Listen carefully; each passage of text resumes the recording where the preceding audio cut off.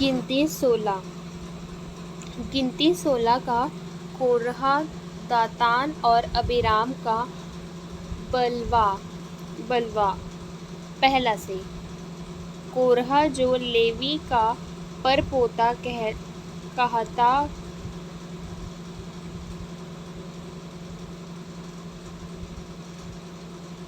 का पोता और सियाहर का पोता था, वह एलियाब के पुत्र दातान और अबीराम के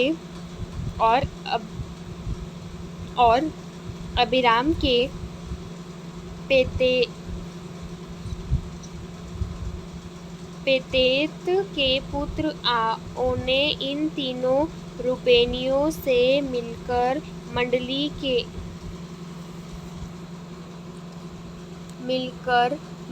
के 250 प्रधान जो संभावस्थान और नामी थे उनको संग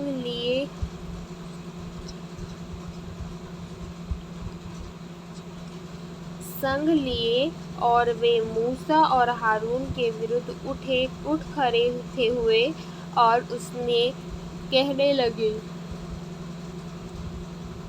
तुमने बहुत किया, अब बस करो, क्योंकि सारी मंडली का एक एक मनुष्य पवित्र है और यहोवा उनके मध्य में रहता है। इसलिए तुम यहोवा की मंडली में ऊंचे पद वाले क्यों बन बैठे हो? यह सुनकर मूसा अपने मुंह के बल गिरा। फिर उसने कोरह और उसकी सारी मंडली से कहा, सवेरे यहोवा दिखला देगा कि उसका कौन है और पवित्र कौन है, और उसको अपने समीप बुला लेगा। इसको वह आप चूप ले उसी को अपने समीप बुलाया भी लेना। इसलिए हे कोरह, तू अपनी सारी मंडली समेत यह करो, अर्थात अपना अपना धूपदान ठीक करो और कल उनमें आग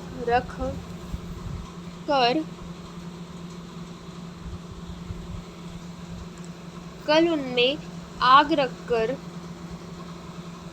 यहोवा के सामने धूप देने, तब उसको और यहोवा सुन ले, वही पवित्र ठहरे। हे लेवियों, तुम भी बड़ी बड़ी बातें क्यों करते हो? अब बस करो। फिर मूसा ने कोरह से कहा, हे लेवियों, सुनो, क्या यह तुम्हें छोटी बात जानी जा पाती है कि इज़राइली के परमेश्वर ने तुझको इज़राइल की मंडली से अलग करके अपने निवास से सेवा करने और मंडली के सामने खड़ा होकर उसकी भी सेवा टहल करने के लिए अपने समीप बुला लिया है, और तुझे और तेरे सब लेवियों भाइयों को भी अपने समीप बुला लिया है। फिर भी तुझ याजक पद के भी खोजी हो, और इसी कारण तूने अपने सारी मंडली को यहोवा के लिए विरुद्ध इकट्ठा किया है। हारून कौन है कि तू उस पर बुड़बुड़ाते हो? फिर मूसा ने एलियाब के पुत्र दातान और अबीराम को बुलवाकर भेजा और उन्हें कहा, हम तेरे पास नहीं आएंगे।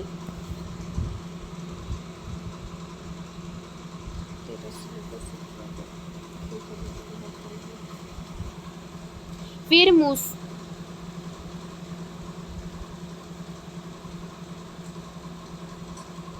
क्या है यह एक छोटी बात है? क्या यह छोटी बात है कि तू हमको ऐसे देश में जिसमें दूध और मधु की धाराएं बहती है, इसलिए उन निकाल ले आया है कि हमें जंगल में मार डाले। फिर क्या तू हमारे ऊपर प्रधान भी बनकर अधिकार जाता है। फिर तूने हमें ऐसे देश में जहाँ दूध और मधु की धाराएं बहती हैं वहीं पहुँचाया और हमें खेतों और दाख की बारी के अधिकार किया गया। तू इन लोगों की आँखों में धूल डाले, हम तो नहीं आएंगे। तब मूसा का क्रोध बहुत भड़क उठा और उसने यहोवा से कहा, उन लोगों की भेंट की और नष्ट ना कर, उन लोगों की भेंट की ओर दृष्टि ना कर, उन लोगों की भेंट की ओर दृष्टि ना कर। मैंने तो उसे एक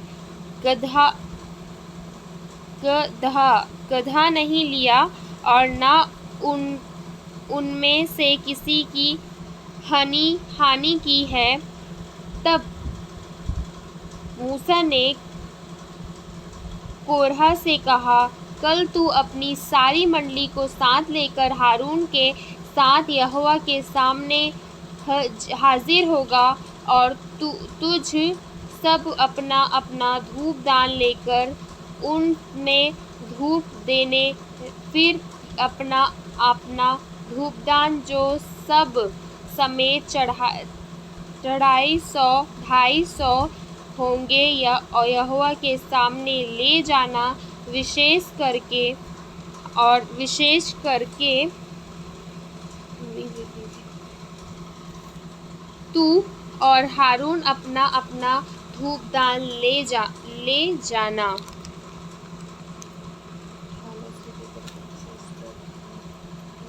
इसलिए उन्होंने अपना अपना धूपदान लेकर और उनमें से आग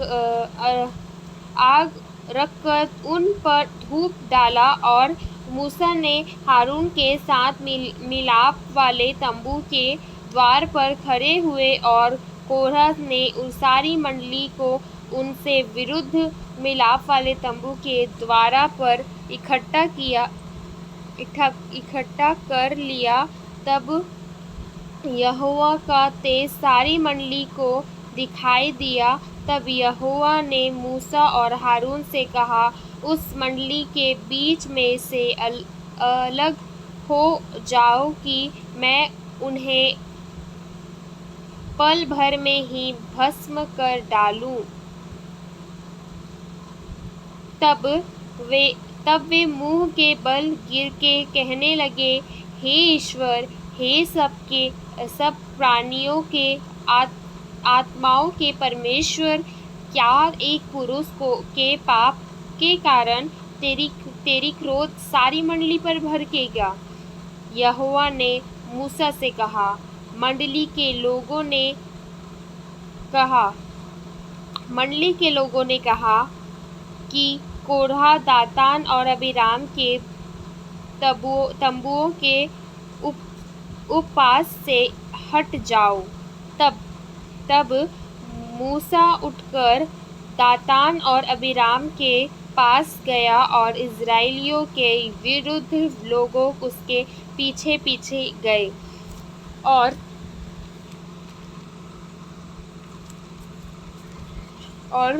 और उसने मंडली के लोगों के कहा, तुम उन दुष्ट मनुष्यों के डेरों के पास ले हट जाओ और उनकी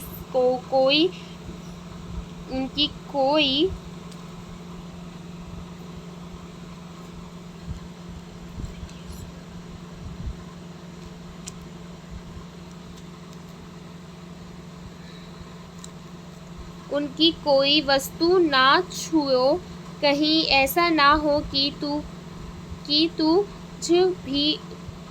तुम भी उनके सब पापियों के फंसकर मिटा जाओ। यह सुन के वे कोरह, दातान और अबीराम के तंबुओं के आसपास से हट गए, परंतु दातान और अबीराम निकलकर अपनी पत्नियों, बेटों और बालकों समेत अपने अपने डेरे के द्वार पर खड़े हुए। तब मूसा ने कहा, इससे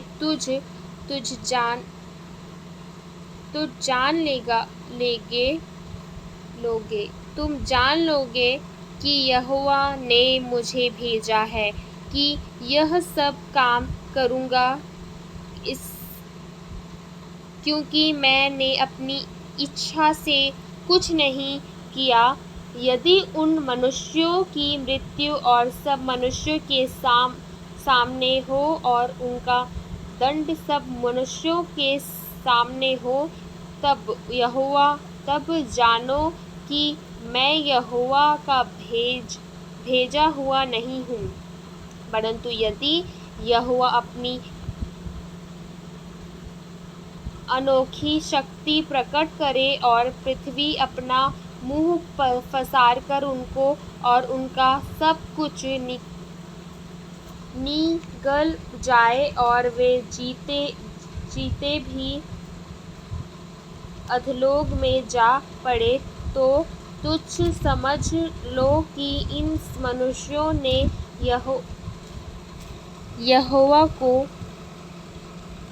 यहोवा का अपमान किया है।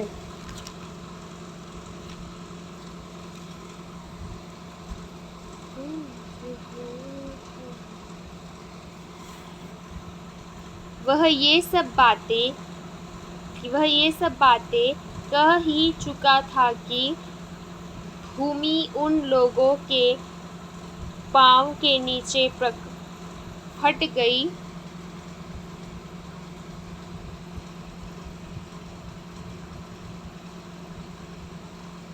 और वे और उनका सारा घर-बार जीवित ही अधोलोक में जा पड़े, और पृथ्वी ने उनको ढांप लिया और वे मंडली के बीच में से नष्ट हो गए। और जितने इस्राएली उनके चारों ओर थे, वे उनका चिल्लाना सुने, यह कहते हुए भागे कि कहीं पृथ्वी हम पर भी निगल ना ले।